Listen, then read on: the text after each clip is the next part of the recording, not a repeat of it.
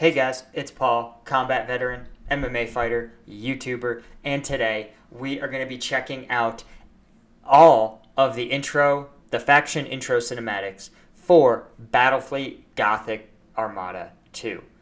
This is something straight from Games Workshop or licensed rather, by Games Workshop, lore accurate, and it's their introduction to all the factions. So I'm excited, and I hope you guys are too. So let's get into it.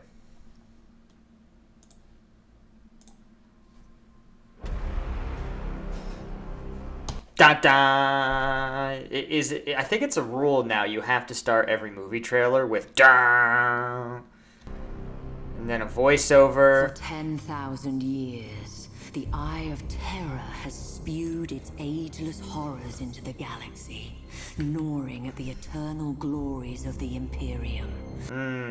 Yes. So this is pre-Fall of Cadia, I take it. At the very soul of mankind itself.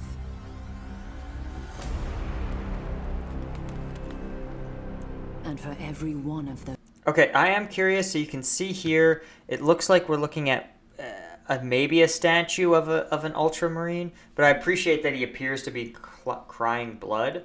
And to the left, we have what looks like a Sororitas. Again, if these have specific roles or names in lore, I'm curious to know. Those 10,000 years. Now, I don't know if you guys knew this, but in real statues, it's a tradition that you can infer how the subject of the statue died based on their horse. I want to say that 4 legs planted means they survived to the end of the war. I want to say like 1 leg up means they died but not in combat, and I think 2 legs reared up means that the rider was killed in battle, but I'm not sure. You'll have to check me on that. But I know you can infer something about the subject of a statue based on the number of legs raised on the horse. Again, at least in the United States, within our sculpture tradition. The fortress world of Cadia has held the gate closed, an adamantium bastion, granted strength by flesh. Okay, wait. The one-armed commissar is Yarick, I think his name is. Is that right? Though I thought he fought on Armageddon. Maybe this is just a pantheon of heroes generally. And bone, and seeded purpose by faith in the Emperor's holy light. Don't know who that is. Looks like another space marine, perhaps, but a headless one. But as the darkness grew ever deeper, and the blaze of the Astronomicon guttered like a wind-blown candle. Man, these guys are dramatic. The Eye of Terror pulsed, its baleful energy spilling anew across the stars.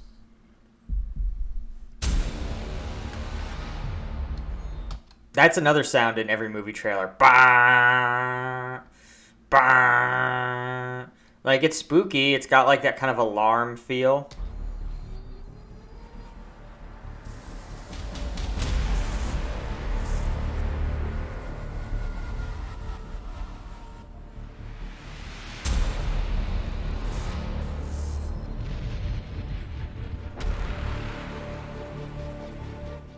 With a shriek that echoed through nightmares from Medusa to Ultramar, the Black Fleet slipped its moorings. An endless tide of heretics, traitors, demons, and madmen whose desperate fealty was given over to a single damned soul. Abaddon the Despoiler, inheritor of the arch-traitor Horus's reviled legacy. The 13th Black Crusade, herald to a fresh age of nightmare, had begun. Stalwart Cadia would be the first to feel its wrath. Okay, I do appreciate that, Games Workshop realized that after 13 consecutive invasions being defeated by the Imperium, that it was starting to look like Chaos wasn't even really an actual threat. So giving Chaos a W in the form of taking out Cadia is actually, I think, a pretty great move in lore. It's one of the things I think that people really, really responded to with, oh my gosh, not Lord of the Rings, A Song of Fire and Ice, and Game of Thrones. And that's because iconic characters can die. So it creates this dynamic narrative tension to know that, okay, plot armor isn't real or not as real, and your favorite character is really in danger in any given tense situation. And I think establishing that really allows you to draw in an audience emotionally. So knowing that any given planet, world, or chapter that faces down chaos, there's a realistic chance they will be killed off in the narrative world, really emotionally invest you in the outcome. All this to say, right, where, maybe we'll see some Primaris Marines actually lose a battle here and there. A Blackstone fortress! Without our shields, that accursed Hulk will scour Cadia clean. Repairs to the null array are underway. We require only a matter of days. The Magos asks for time. I have none to give. My wolves will buy all that he needs. Alert my battle barge to prepare for my arrival. Okay, this is some questionable animation. This is the real reason that GW, you needed to coerce every good animator to come work for them, is because their mouths don't even line up, man. By the Fang, I'll not die without a fight.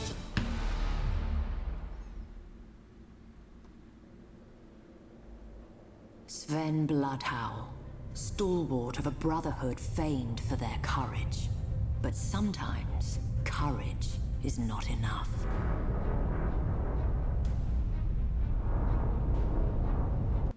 Fucking Space Wolves, dog. Yeah. Oh no, Vikings couldn't stop a high-tech space invasion? I'm shocked. Initialization failed. Null array inert. Insufficient power. Insufficient power. Rerouting. Reroute failed.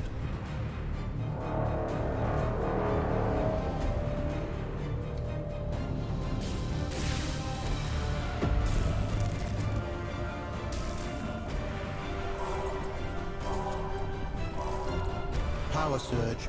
Processing. No data. Power building. Null array deploying. Shout out. We saw those a Necron and a Scarab there. Who was it? Was it Trazyn that came to the assist of the AdMech at Cadia? I don't recall in lore exactly. But again, evidence that low-key, AdMech are the only people willing to put in a little work. Or really just Belarius Call is the only one willing to actually put in the work, do the research. And again, I think it's interesting that throughout, we see this in real history as well. The classic is the Soviet Union, who despised every capitalist country, and the United States, the reviled capitalist country, though at the time led by their furthest left-leaning president, FDR, but certainly a long, long way from being a communist utopia of the Soviet Union, still were able to put aside their differences and confront the Axis powers in the Second World War. And that is almost universally true, is that when the incentives are right, ideological differences can almost always be put aside. And I assume we see something like this with the Necrons and the AdMech. When the need is great enough, those two sides can put aside their differences in language, culture, and religion and actually find a way to cooperate, but only to achieve a singular objective. Again, I point out that almost to the minute when the incentives for the USSR cooperation vanished, the cooperation turned sour immediately. So much so that there's actually a rumor is too light a word. There is a theory among historians that at Yalta, right, this was after the Germans had clearly been beaten in the Second World War, and that the Allies were going to be the victors. There were a series of conferences in which they attempted to establish what the new world order would look like. And they decided on the economic order at Bretton Woods that persisted for about 35, 40 years. A gold-backed U.S. dollar, which became the pegged currency of all other countries, ensuring that they could avoid unstable currencies, avoid hyperinflation. But at Yalta was when they reached their political consensus. And that's when they settled debates like what would happen to Korea and other Japanese-occupied territories. As we know, Korea was... the agreement was that it was split 50-50, and that there would be free and fair elections, and whichever government won would ultimately become the government of a unified Korea. Of course, the Soviet Union realized that a communist-backed government probably wouldn't win an election, and so instead invaded Korea in the 50s. You saw the invasion of Germany, but there was a belief that that level of aggression was because FDR and Stalin reached a sort of handshake agreement where FDR said, listen, we know you're going to do these things. We understand that the USSR wants a buffer between it and its historic enemies in the form of China, but mostly Germany. And FDR said, we're going to make some saber rattling. We're going to make some angry statements condemning it. But ultimately, like, this is yours. You establish the security buffer you need, and we will acquiesce. And so, of course, FDR died. Truman took over. Truman had always been on the outs from FDR. He was never that close. He was mostly a VP who had been chosen for his political connections, not for his closeness to FDR. And so with Truman in charge, Truman may... If such an agreement had been reached between Stalin and FDR, Truman was never party to it. So when Germany began to, or when the USSR began to aggressively push communism, install communist states around its periphery, Truman may have seen this as an act of aggression and responded by, igniting the Cold War. Again, this is a theory, and there's still a lot of Soviet actions that are not well explained by a handshake agreement with FDR, but there's a theory that is one of the originators in the turning of the U.S. and USSR as such close allies and abruptly flipping the script and becoming sworn enemies within months of the end of World War II.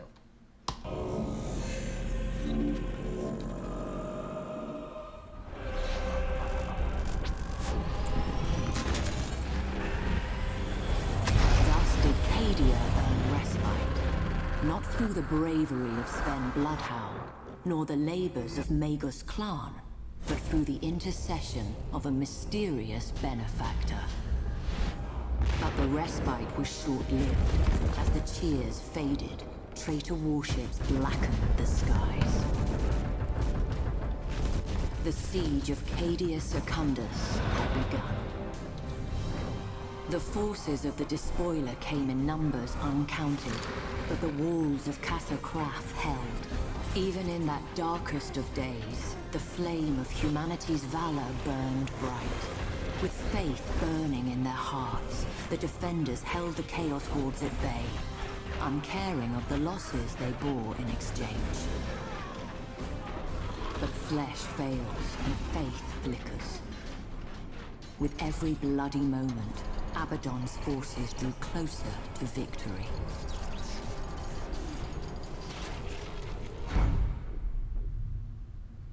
Da da.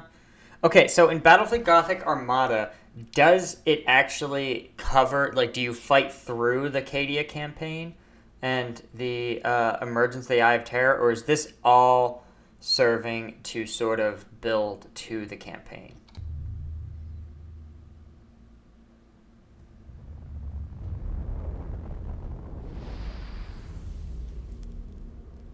Oh, so I may have introduced this wrong. This is actually just the prologue or intro. Okay. So maybe are these interspersed with tutorial missions?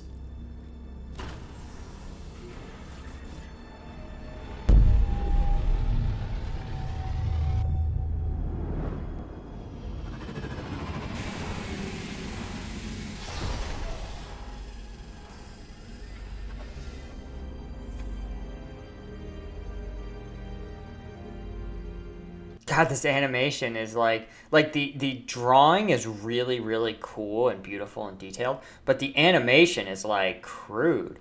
And I'm surprised that there is these like cash grab type of actions, you know? Yeah, it's just like, why can't GW find great animators? I mean, they can, they just, when there's so many in the fan universe. Archmagos, your reputation precedes you, but you choose a bleak time to come to Cadia. Bleaker than you know. My adepts uncovered pylons on Area 6.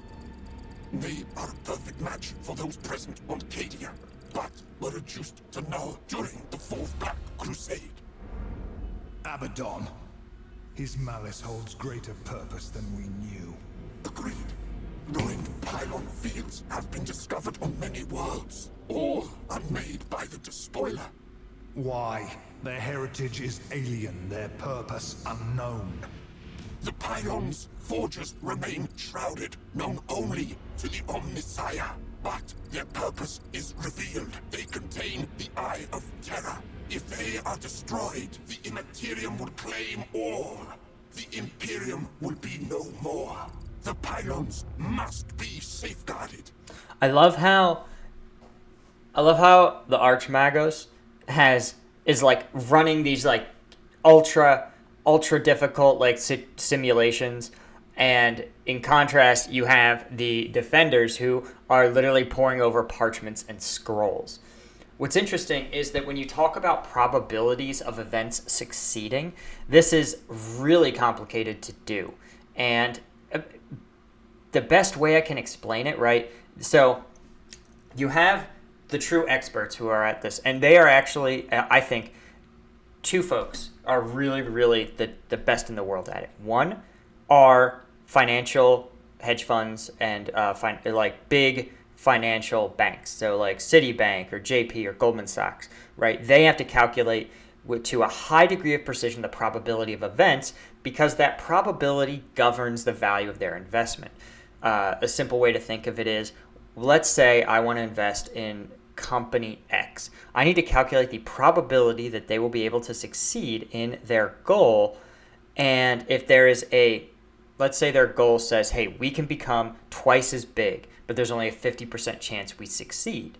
Well, that would mean that putting money in statistically is a wash, right? Because 50% chance you double it, 50% chance it goes to zero. So it's the same thing mathematically as just holding on to your money. But let's say there is a 65% chance it doubles and a 45% chance it drops to zero. Now, mathematically, it's worth it to throw a lot of your money at that. You see what I mean? So they are experts at predicting probabilistic events, complex probabilistic events. The other group, which I find fascinating, is gamblers, or rather odds makers and professional gamblers. And what they have to do is look at something very subjective. The most iconic example is horse racing. And they have to take this relatively subjective data and turn it into an algorithm that can predict the outcome of races better than the odds makers. And basically, if you can predict the outcome of the races, you can look at the odds and find unrealized value, where a horse that the odds makers say is not going to do so hot might actually do better according to your algorithm. Your algorithm has to be smarter than the odds makers. And one of the things that they do is run what's called a Monte Carlo simulation, which is factoring in a bunch of randomness, weighing those random factors, and basically running the equation, right? Running it 10,000, 100,000 times. And what often happens is you end up with this bell curve, right? Where it'll say, okay, we found that given that the horse's age, if the age exceeds 3 years and 3.695 years, then there is a point that has a 0.6 probabilistic impact, right? And you run these Monte Carlos, you get this bell curve that says, oh, here, the median horse race given the algorithm is that this horse will place in, the 3.68th position. Of course, there is no 3.68. You're either third or you're fourth. And so they say, hey, the odds makers are only placing this horse to make, sixth. So you say, hey, let's put a bet on this horse to exceed a sixth place finish, right? Some of those games, sometimes you lose, sometimes you win, but statistically, over time, you come out on top. But it is really complex math, and it requires a lot of computing power, and it requires a lot of analysts doing hand work, right, to try to discern how much of a factor, what is the weight you give to certain factors in these competitions.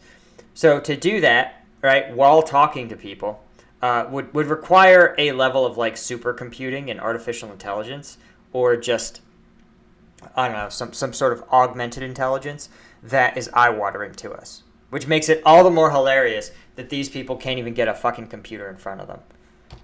They are our only weapon against the encroachment of chaos.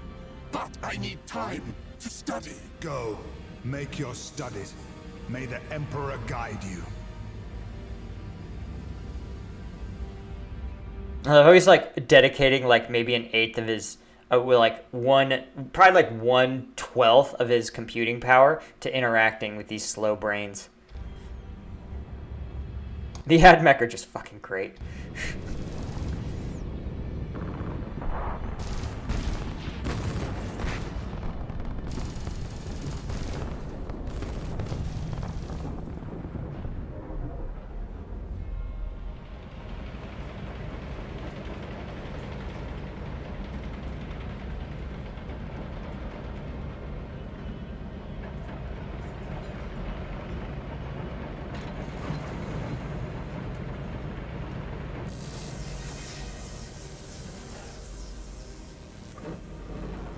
I mean you no harm.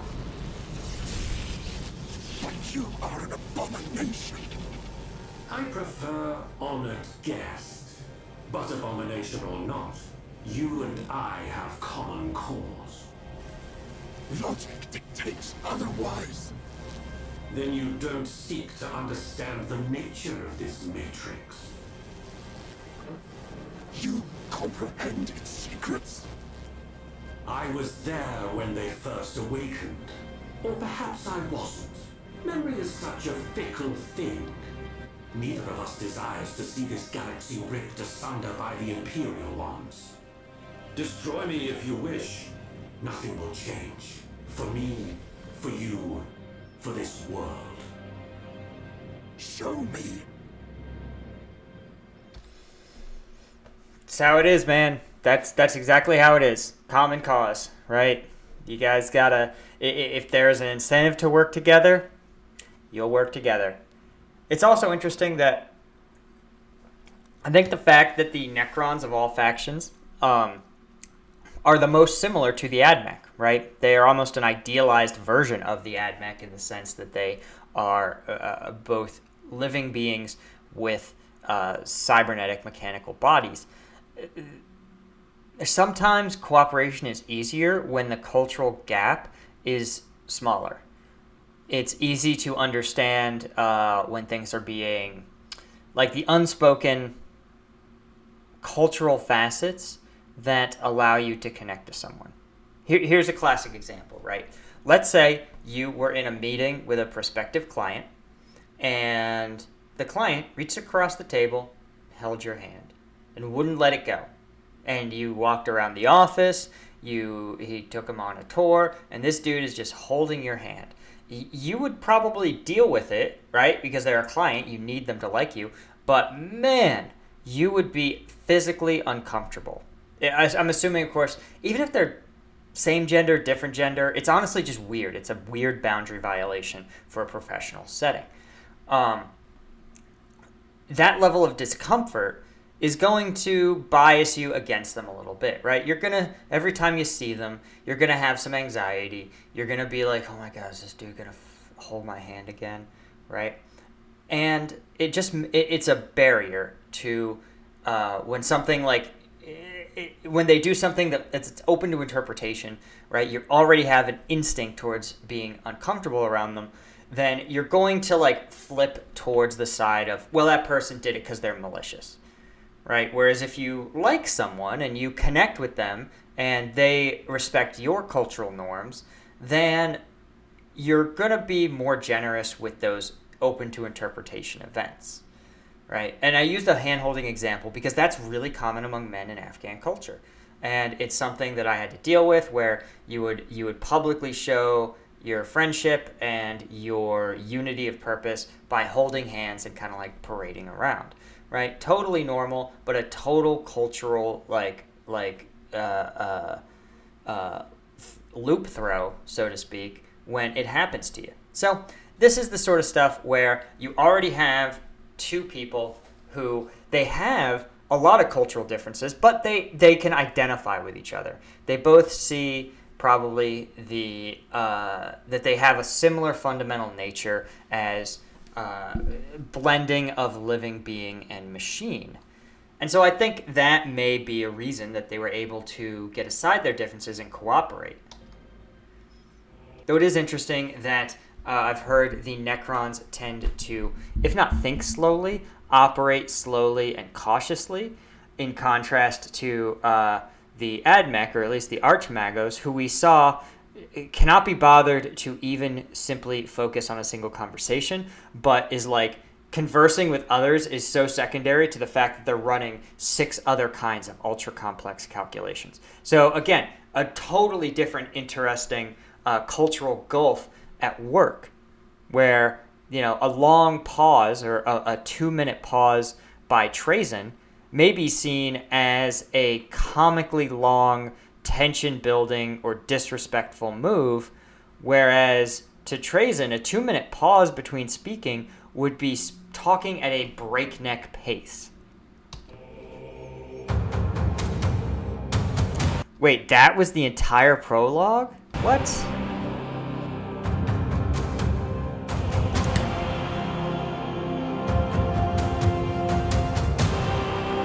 So wait, you don't even explain why Blackstone Fortress is crashing into Cadia?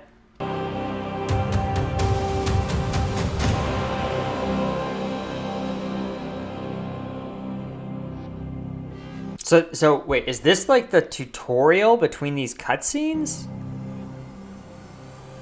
Who designed this game?